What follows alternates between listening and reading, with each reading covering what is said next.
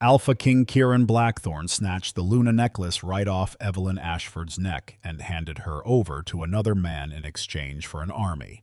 He missed one thing: this woman he tossed away like trash was the only one who held the power to decide the fate of the entire werewolf world. The silver hook sliced across Evelyn's skin as Kieran stood beneath the dark red flags of Moonblood Hall, holding her necklace in one hand while Alpha Garrick Bloodfang waited nearby with iron shackles already open. Blackthorn was being strangled by the three northern packs. The soldiers were starving. The treasury was bone dry. The council was pressuring Kieran to secure a new military alliance before winter hit. Garrick offered 50,000 warriors food and silver. I didn't ask for land. He didn't ask for gold. His price was Evelyn. Garrick wanted Kieran's Luna to be his fourth wife. His previous 3 wives had all died under mysterious circumstances, and everyone in the hall knew exactly how cold-blooded and cruel he was. Evelyn was certain that Kieran would refuse instantly. But no. In front of hundreds of alphas and thousands of Blackthorn citizens, Kieran accepted Garrick's terms. For 6 years, she had used her own dowry to save the Blackthorn treasury, negotiated peace with 2 hostile packs, nursed Kieran's mother through a long illness, and crushed an uprising without spilling a single drop of blood. She endured his coldness because she believed it was just the burden of a king. He unfastened her Luna necklace, declared their political union dissolved, and said, "A woman cannot be more important than the survival of an entire kingdom." Celine Voss stood behind him, smiling at Evelyn. It was she who had convinced him that sacrificing Evelyn was the only way out. Evelyn looked Kieran straight in the eyes. "Are you marrying me off as your Luna, or are you throwing me away like an object?" Kieran didn't answer. Garrick's soldiers locked silver shackles onto her wrists, stripped the Luna cloak from her shoulders, and dragged her out of the hall like a prisoner. Kieran didn't look back. As Evelyn's prison carriage passed through the city gates, Grand Elder Ormond saw a crown-shaped mark appear on her wrist, and he whispered that the Alpha King had just given away the only woman with the power to choose the next emperor of the werewolf world. Garrick's carriage drove throughout the entire first afternoon without a single stop. Evelyn sat on the wooden planks, her wrists bound in silver, and she let the 6 years at Blackthorn replay in her mind in the exact order they happened. The first year, the royal treasury couldn't cover the soldiers' pay for 2 consecutive quarters. She opened her dowry chest, which by law no one was allowed to touch, and handed it to the treasurer. It was recorded in the books as emergency funds from the royal palace. Her name wasn't on a single line. The second year, 2 eastern border packs burned 3 Blackthorn villages in a single season. Evelyn went up there in the dead of winter, sat in a tent, negotiating for 11 days, ate the same food as their people, and returned with a ceasefire without losing an inch of land. When her caravan reached the capital, the people lining the streets chanted Kieran's name. The third year, Kieran's mother fell ill. The sickness was contagious, and 3 court physicians had fled. Evelyn stayed in her room for 40 days, bathing her by hand, feeding her every spoonful of porridge, and sleeping on a chair by her bedside. She lived. Kieran thanked her with one sentence in the hallway while walking somewhere else. The fourth year, the northern miners hadn't been paid for 3 months. They gathered outside the city gates with hammers and crowbars, and the council advised sending in the troops.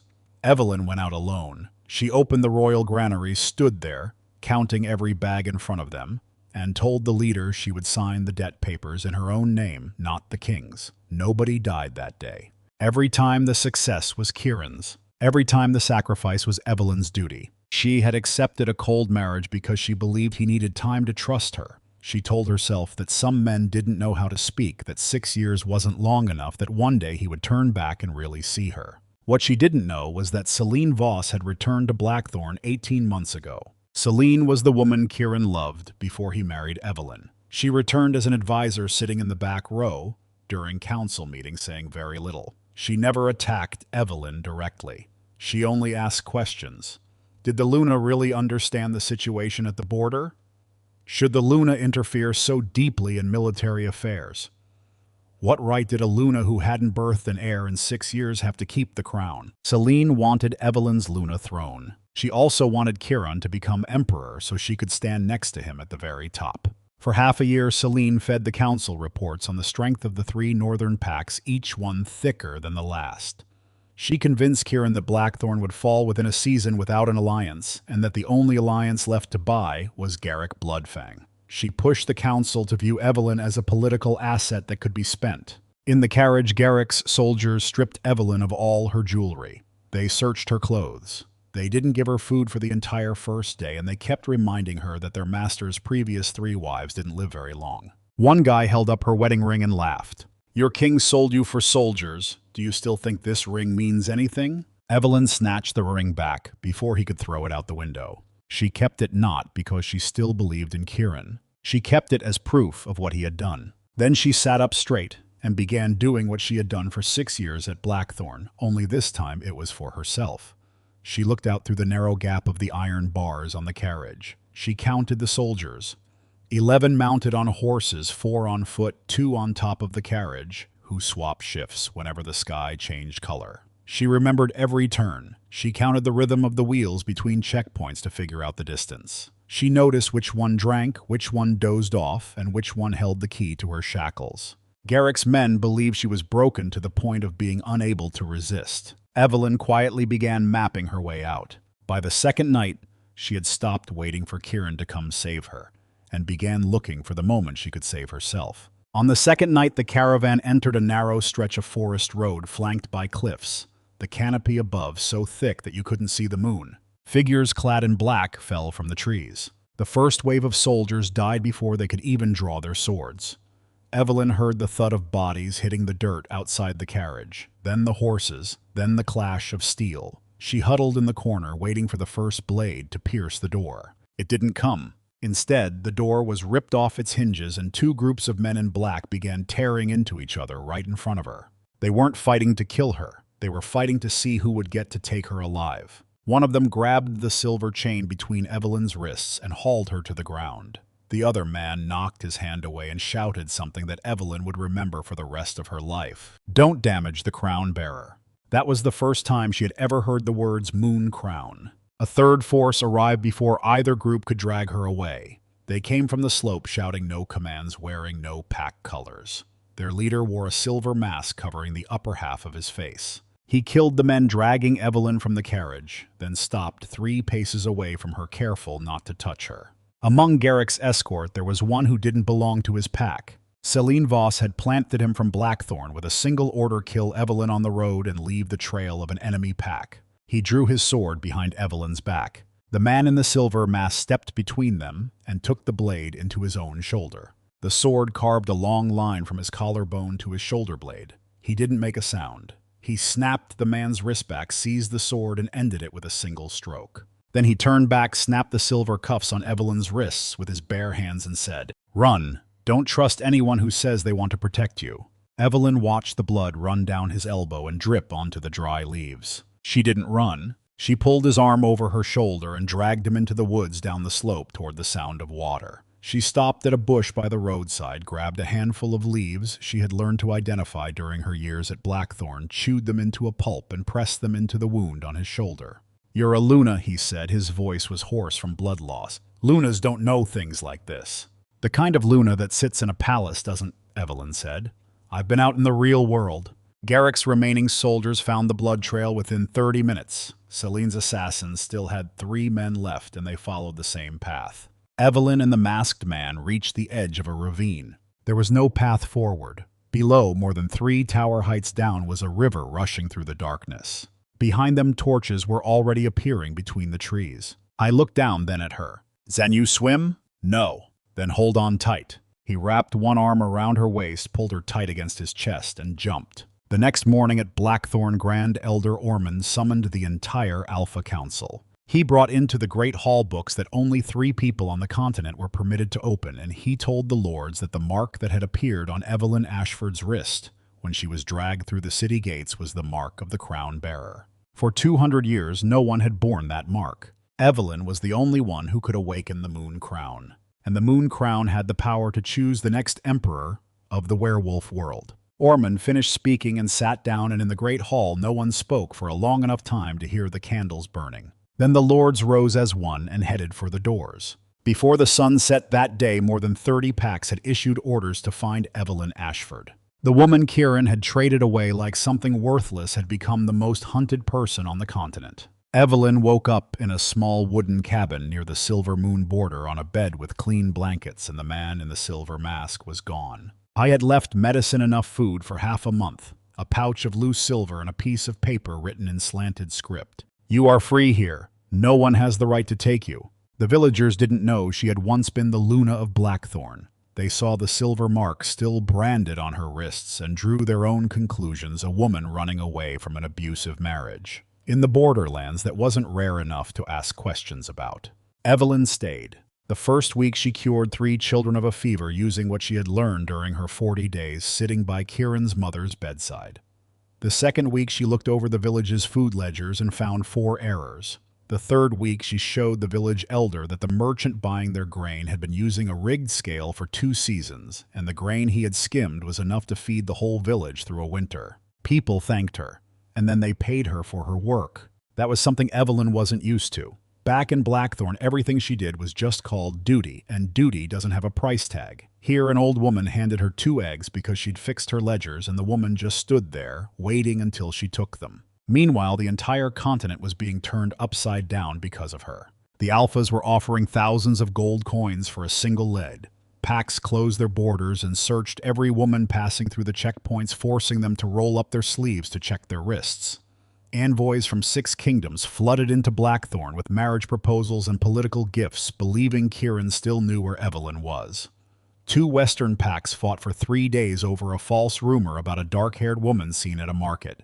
Garrick Bloodfang declared that Evelyn was his legal property since the price had been paid and the person had been delivered. Kieran declared that she still belonged to Blackthorn because Garrick's marriage ritual had not been completed. In the Great Hall of Blackthorn, Grand Elder Ormond explained the laws of the Moon Crown to the council, speaking slowly like a man who knew he was talking to people who only listened to what they wanted to hear. The Moon Crown does not grant power to Evelyn herself. It only awakens when Evelyn voluntarily trusts an alpha. The alpha she chooses will have the power to unite the packs during wartime. And if Evelyn is forced, the Moon Crown will self-destruct, taking down the entire protective power of the werewolf world with it. Which means, Ormond said, none of you can imprison her. None of you can command her. You must do the one thing no one in this room has ever had to do: with a woman, persuade her. The lords interpreted that in their own ways. Some promised to give up half their kingdom. Some promised to abolish the oppression of Omegas across their lands. Some promised to make her their queen. And there were those who sat down with their advisors to calculate which of her wounds they needed to touch to make her come to them on her own. Kieran listened to it all from start to finish. He didn't ask how Evelyn was living. He didn't ask if she was hurt. He didn't say a single word about the night the convoy was ambushed, even though the report listing 42 dead was sitting right in front of him. He slammed his hand down on the council table. "Bring my Luna back before some other alpha gets their hands on her." Ormond stared at him for a long time after that, and he was the only one in the room who understood what the king had just revealed about himself. In a border village, Evelyn was standing in the drying yard when she heard the sound of horses. Not just 1 or 2, an entire squad. She set her basket down, and within 3 heartbeats she had already plotted her escape behind the house, down into the ditch and into the woods. She had made it halfway across the yard when cavalry blocked both ends of the road. The leader dismounted and removed his silver mask. I was younger than she expected. His left shoulder was heavily bandaged under his coat. It was Alpha Cedric Vallon of the Silver Moon. "I'm the man from the forest road," Cedric said, "and I'm the one who has owed you 10 years. Evelyn didn't recognize his face. Cedric reminded her the autumn 10 years ago, a monastery on the mountainside south of Blackthorn, a teenage boy with 2 stab wounds in his back lying in the shed behind the herb garden. The daughter of a noble family who was staying there to learn the scribe's trade had found him. She hadn't asked who he was. She hadn't asked who was chasing him. She hadn't asked how much his family could pay. She had stitched his back with hemp thread, hidden him for 11 days, and when he could walk, she had guided him to the main road and turned back, leaving no name behind. "I looked for you for 4 years, Cedric said. "When I found out you had become Kieran Blackthorn's Luna, I stopped. People said it was a good marriage. I had no right to interfere with a good marriage. Then you heard the news at Moonblood Hall. I left that very night." Evelyn looked at him and asked the question she had been asking herself since the moment she heard the words crown bearer. "You want the Moon Crown?" Cedric didn't deny it. "Silver Moon lies between 3 kingdoms larger than itself. If war breaks out, I lose my people first. Yes, that power would protect my citizens. I won't stand here and lie to you and say I haven't thought about it. Then how are you any different from them? Here is how he said. Even if you never choose me, I will still protect your right to choose. Cedric brought Evelyn back to Silver Moon and didn't announce her identity to anyone. I gave her a room with a latch on the inside. Evelyn stood looking at that latch for quite a while before realizing that it was the first time in 6 years she had a door she could lock. I gave her access to the library and the council room. He gave her a horse with her name in the stable ledger. He told her in front of 2 servants so she would have witnesses that she could leave Silver Moon whenever she liked and that no one was allowed to stop her. Her guards took orders from her, not from him. In the second week, Evelyn discovered that the famine in the 3 southern districts of Silver Moon was not caused by a bad harvest. She cross-referenced the storage logs with the shipping manifest, traced back 3 layers of paperwork, and found where the grain had disappeared. She called the official in charge of the storage inn, laid the 4 documents on the table in order, and didn't say a word until he confessed on his own. The people of Silver Moon began to respect her, not because of the moon crown, which they didn't know about yet, but because she had found their grain. Cedric would bring her food on the night she forgot to eat. He never touched her when she flinched at the sound of metal. He would knock on her door and wait in the hallway until she answered, even on the nights when the door was unlocked. By the 4th week, Evelyn realized what bothered her most about him. He didn't want her to owe him anything. Back at Blackthorn, Celine Voss discovered that Kieran was still keeping Evelyn's old Luna necklace. It sat in his desk drawer, and he opened that drawer multiple times a day. Celine understood that he didn't intend to marry her. He intended to bring Evelyn back. She wrote a letter and sent Evelyn's location to Garrick Bloodfang. 3 days later, during the Silver Moon seasonal festival in the middle of a crowded square, an arrow flew from the western rooftop. Cedric stepped between Evelyn and the arrow.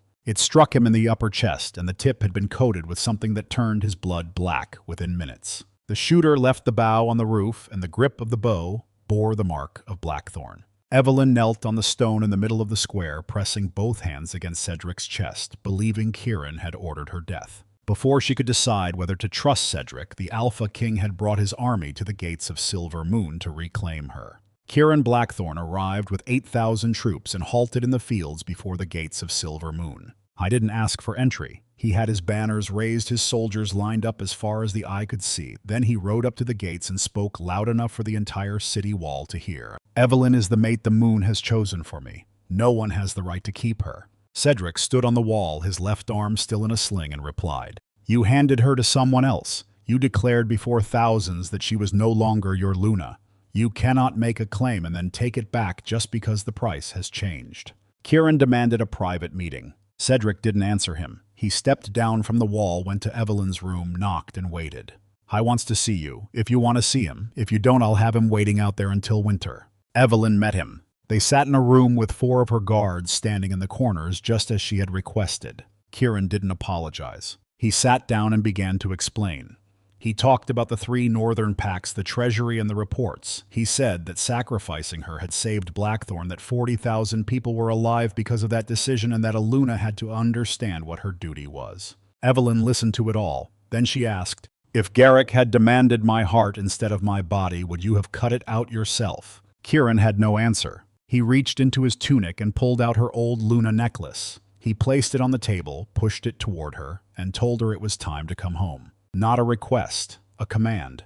Evelyn swiped it off the table. The necklace hit the stone floor with a sharp, thin ring. Kieran bolted upright, and everything he had been suppressing for weeks shattered. He used his alpha command. His voice weighed down on the room. The 4 guards in the corners crumpled instantly. It was the power that had forced thousands to their knees his entire life, and he used it on the woman who hadn't asked him for a single thing in 6 years. Evelyn stood perfectly still. The crown-bearer mark on her wrist flared, and his command shattered in the air like falling glass. Kieran took half a step back. For the first time in his life, he understood that there was one person in this world he could not control, and that person was the one he had given away. 3 days later, Alpha King Lucian Ravenscar arrived with 20,000 troops. Lucian was wealthier than Kieran and Cedric combined.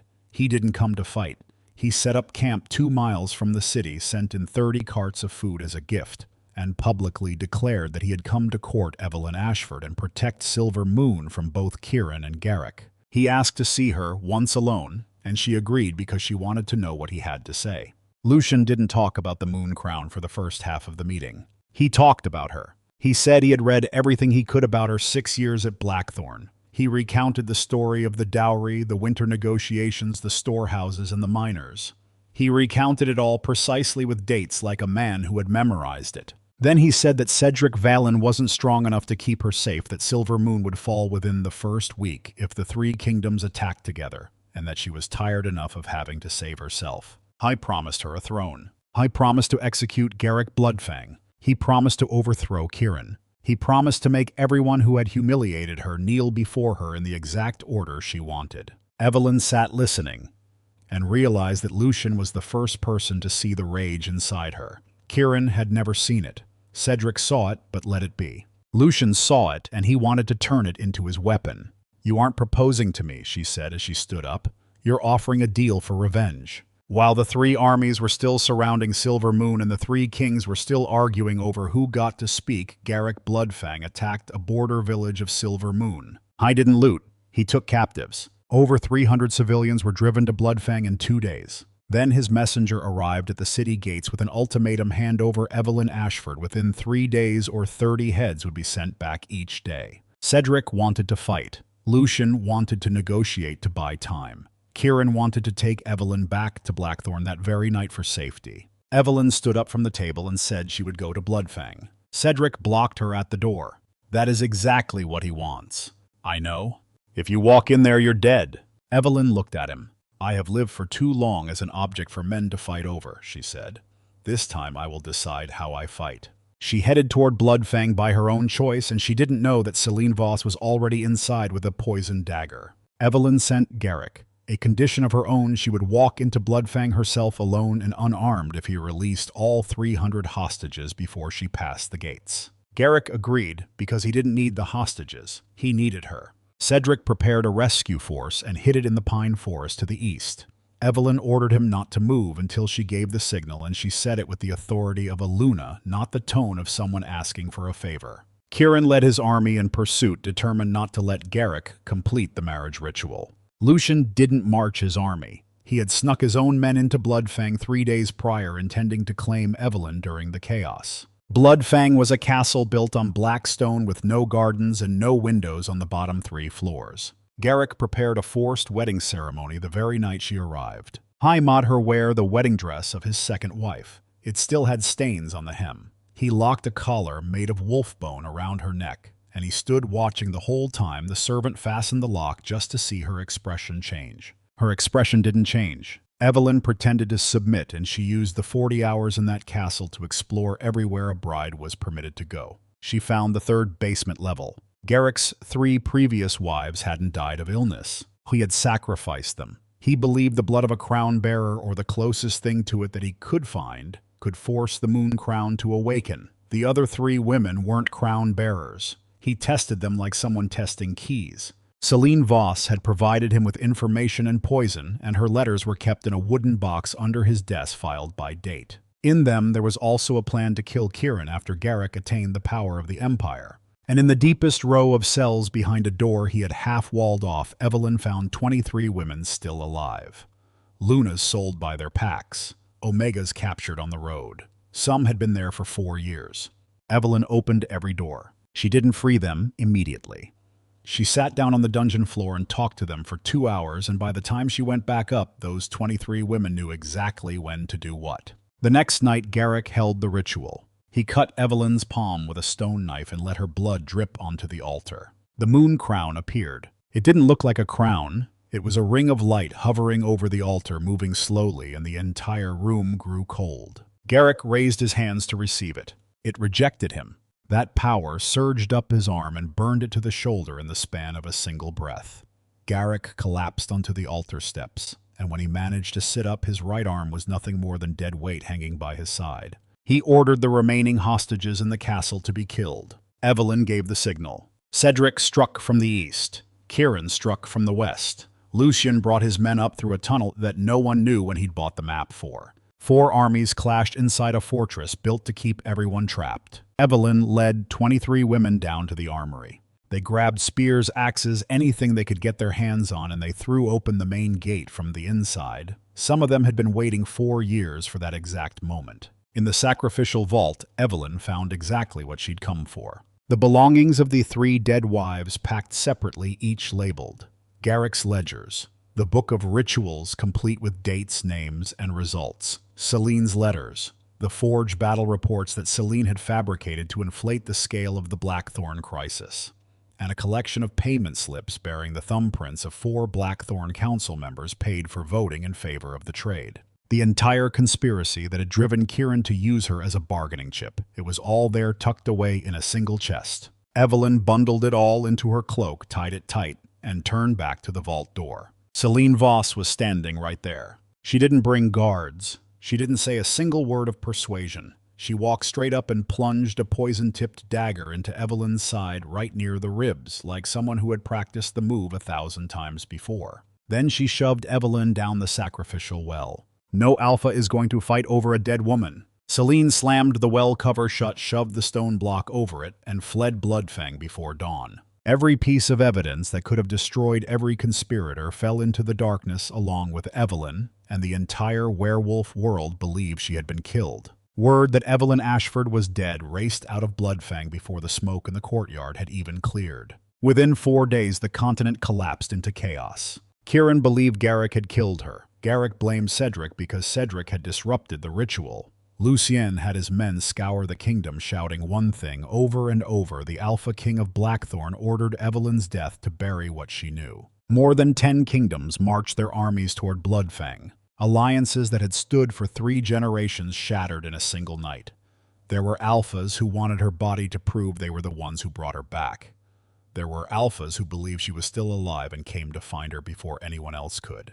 And there were alphas who only wanted her blood because they'd heard that a crown bearer's blood could awaken the moon crown, and they didn't care if that blood was still inside a living person or not. Garrick fled in the middle of the second night via the northern tunnel. Lucian kidnapped Grand Elder Ormond as he was leaving Blackthorn and interrogated him about the crown-bearer ritual for 3 straight days. Down in the sacrificial well, Evelyn was not dead. The poison on Celine's blade was enough to kill a grown alpha in half an hour, but in her blood it slowed, stalled, and was eventually pushed back out through the wound as a dark, murky sludge. She lay at the bottom of the well for nearly a day, unable to move, listening to the sound of footsteps running over her head. When she finally managed to sit up, the first thing she did was reach out in the darkness to find the bundle of her cloak. She gathered everything back up: the ledger, the ritual book, Celine's letters, the forged reports, the payment slips, and the belongings of the 3 women who had died there before her, women whose names no one in this world even remembered anymore. Above ground, they carried out a body wearing a Bloodfang wedding dress and claimed it was Evelyn.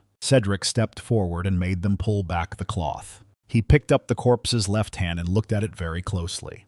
There was no old scar at the base of the thumb. The scar he'd seen 3 months ago when a woman had reached out to catch a book falling off a table in the Silver Moon Library. Cedric left the battle outside the walls to his second-in-command and turned back into the castle. In the west, Kieran discovered that Celine had vanished from his camp on the night of the ritual, taking 2 horses and no entourage. He stood there staring at her empty tent for a long time. Then he called for the Blackthorn Council's clerk and started asking the questions he should have asked a year ago. Who brought the reports on the 3 northern packs? Who verified them? Who counted the troops? And why did none of them bear the signature of the person who had actually seen them? Cedric found Evelyn on the 3rd sublevel, crawling toward the stairs, one arm clutching the bundle, the other gripping the wall. He called her name. She couldn't answer, but she didn't let go of the bundle even as he picked her up. The tunnel ceiling collapsed when they were halfway down the corridor. Cedric spun, shoved her into a wall alcove, and shielded her with his own back. When the dust settled, he was still standing, and then he wasn't standing anymore. Evelyn pulled his head onto her lap. His blood flowed through her fingers faster than she could press down to stop it. She called his name 3 times, and he didn't answer once. That was the first time since the Moonblood Hall that she had completely lost her composure. Not because she was about to lose an ally, but because she was about to lose the only man who had never tried to possess her. A ring of light appeared above them. The moon crown descended slow and steady until it was so close she could see it had no face, no form, only a decision waiting to be made. It spoke, and its voice was not human. Choose. One life shall remain, one world shall kneel. Evelyn understood exactly what the price was. In her hands she held enough power to end the war raging above her in a single afternoon, to force 10 kingdoms to their knees, and to make every man who had sold her, hunted her, and chained her crawl before her for the rest of their lives. She placed her hand over Cedric's heart. Save him. Light surged through her hand, and Cedric drew a long, ragged breath. Then Evelyn stood up, walking out of Bloodfang up the very stairs she had been thrown down, and used the remainder of her power for a single command.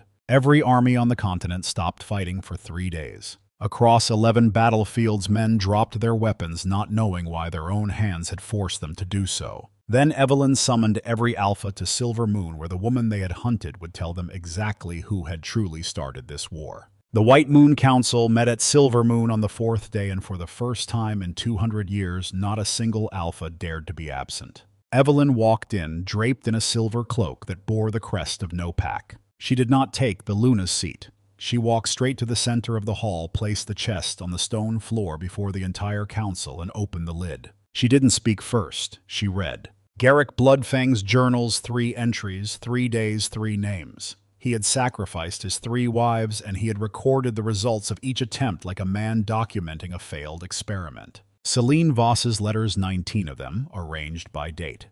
She had tipped off Garrick about Evelyn's location at Silver Moon. She had supplied the poison. She had orchestrated the timing for the forced ritual.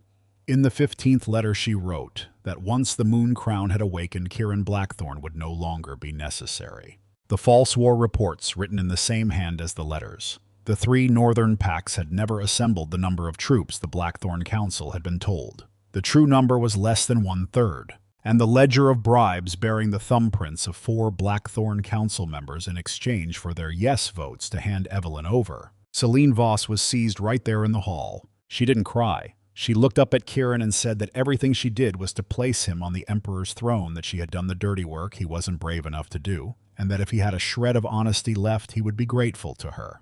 Kieran looked at her and realized something later than everyone else in the room. She had never loved him. She had wanted Evelyn's Luna throne, and she had wanted the imperial crown, and he was simply the shortest path to both. Garrick Bloodfang was caught at the side door as he tried to slip out while the letters were being read. It wasn't the guards who stopped him. 23 women he had once imprisoned in Bloodfang stood in a horizontal line blocking the entire passage, and they said nothing, yet he could not force his way past them. Kieran stood up and offered to personally decide the punishment for Garrick. No, Evelyn said. You have used your right to decide once already, and you used it on me. The council stripped Garrick of his alpha title and drained him of all his power. He was locked in the very 3rd basement level of Bloodfang, in the same cells where he had kept others, and the woman holding the keys to that row was one of those 23 women. Celine Voss was found guilty of treason, attempted murder of the crown bearer, and inciting a continent-wide war. She was exiled to the lawless lands, where no pack offered protection, where a woman bearing no mark would have to learn how to survive without anyone standing behind her. Then Kieran Blackthorn knelt in the center of the hall before Evelyn. He begged her to return, and for the first time he was telling the truth. He admitted that he hadn't sacrificed her because Blackthorn had no other choice. Blackthorn had 3 other options, and all 3 would have cost him something of his own southern lands, mining rights, or the throne. He had chosen to pay with her because she was the only thing he didn't have to cut out of himself. He said he had known Garrick was dangerous. The 3 dead wives were no secret rumor. He had read the reports, and he had chosen not to care. And he said he had believed she would forgive him because for 6 years she had done nothing but forgive him.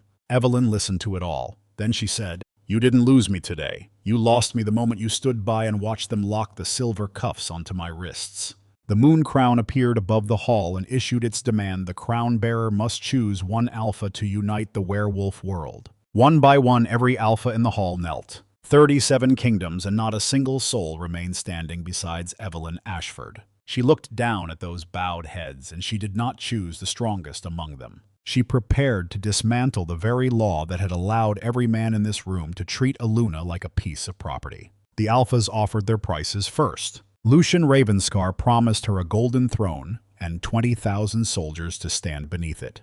Kieran promised to forsake Celine Reform Blackthorn and spend the rest of his life making amends. Others promised land silver mine seats on their councils, things they wouldn't have offered a woman 3 months ago, even with a knife to their throats. Cedric Valen said nothing. Evelyn found him at the end of the hall and asked why he didn't bid.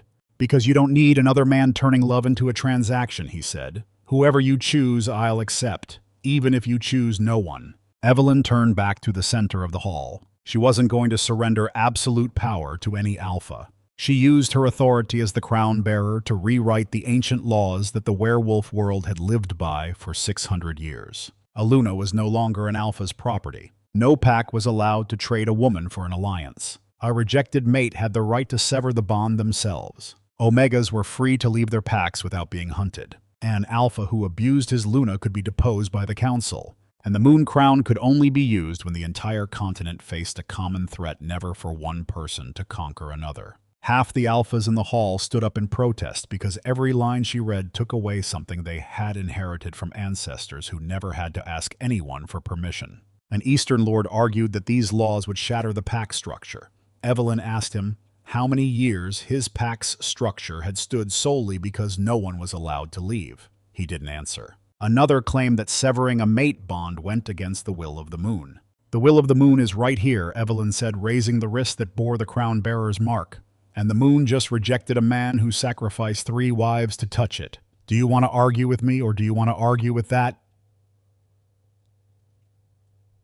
Ormond rose from the Grand Elder's seat, and he was the first in the hall to sign. After him came Cedric. After Cedric were 11 lords of smaller packs, men who had lost daughters to the very same kinds of exchanges that started this whole mess. Then the rest followed slower, some with hands trembling as they signed. Lucian Ravenscar didn't protest with words. He stepped into the middle of the hall, dragging Grand Elder Ormond with a blade to his throat, and revealed the truth he had hidden since the day he first arrived at Silver Moon. "I gave you the chance to choose," he told Evelyn. "You didn't choose, so I'm taking." He ordered his men to seize the hall doors and lunged straight at Cedric. Cedric blocked the first strike with his forearm and shoved him away from Ormond. In the eastern rows, Kieran Blackthorn stood with his sword drawn, and for 3 heartbeats he saw a choice. Only he could see. Side with Lucian, split the moon crown, and take back control of the woman he had lost. For the first time in this entire story, Kieran chose correctly. He charged at Lucian. Cedric Valen prepared to leave Silver Moon the following week. I didn't tell anyone why, but Evelyn found him at the west gate with his horse saddled, and she understood immediately he believed what she needed now was freedom, not another bond. "Where are you going?" "Just away for a while. You've finally been given back the right to choose. You shouldn't have to choose while I'm still within your sight." "You don't want me to choose you." "I don't want you to choose me out of gratitude," Cedric said. "That isn't love. That's just a debt wearing the clothes of love, and you've been paying off debts to men for long enough." Evelyn told him exactly why she chose him. Because he saved her on that forest road before he knew what the moon crown was, and before he knew who she was other than a woman being dragged away in a prison cart. Because he gave her a door with a lock on the inside. Because he never once gave her an order. Because during those 4 months, every time someone called her the crown bearer, he was the only one in the room who called her by her name. Then she proposed to him in the middle of the Silver Moon Square in front of his own people. "I used to be given away without anyone asking me a thing," she said. "This time I'm the one doing the choosing." Cedric accepted on one condition: no traditional binding ritual. I wanted her to keep the right to walk out that door if the day ever came when she didn't want to stay. Evelyn answered him. "It's precisely because you give me the right to leave that I want to stay." They married 3 months later. 23 women from Bloodfang came to attend wearing their own clothes, standing in the front row. Grand Elder Ormond presented Evelyn with a crown that belonged to no alpha newly forged, bearing no pack symbols. They recited their vows as equals, line by line, neither speaking before the other. There was no man who handed Evelyn off from one person to another. She walked to Cedric all on her own. Kieran Blackthorn stood outside the square behind the crowd, and no one invited him in. When the ceremony ended, he placed Evelyn's old Luna necklace at the base of a roadside tree and left. Evelyn saw it. She didn't follow. A year later, Evelyn and Cedric ruled Silver Moon together. New laws had taken effect across the entire continent, and that spring, the first alpha in the 4 kingdoms was dethroned by the council for abusing his Luna. Silver Moon became a sanctuary for those cast out by their packs, and people arrived there with absolutely nothing throughout the year. Evelyn opened an academy where Luna studied politics, healing, and self-defense because she had lived for 6 years with all sorts of power in her hands, yet none of it was truly her own. Cedric placed a chair right next to his in the council chamber at the exact same height as his own, and no one on the council dared to ask why a second time. Evelyn was carrying their first child, and that wasn't even the most important thing people said about her that year. From the palace balcony, she looked down at the courtyard where the alphas who had once fought over her were now lining up to sign a peace treaty she herself had drafted. Cedric asked, "Do you ever regret leaving Blackthorn?" Evelyn smiled. "I didn't leave Blackthorn, I was thrown out." She looked down at the crowd, calling her name. But sometimes being thrown out of a place that never valued you is just fate's way of leading you home. Kieran Blackthorn threw his Luna away like trash, and then the entire werewolf world scrambled to fight over her. But Evelyn Ashford only gave her heart to the man who understood that she never needed a master. She only needed love, respect, freedom, and the right to choose her own happiness. If this story has kept you until the very last line, stay. The next one also begins with a woman who people thought could be easily discarded.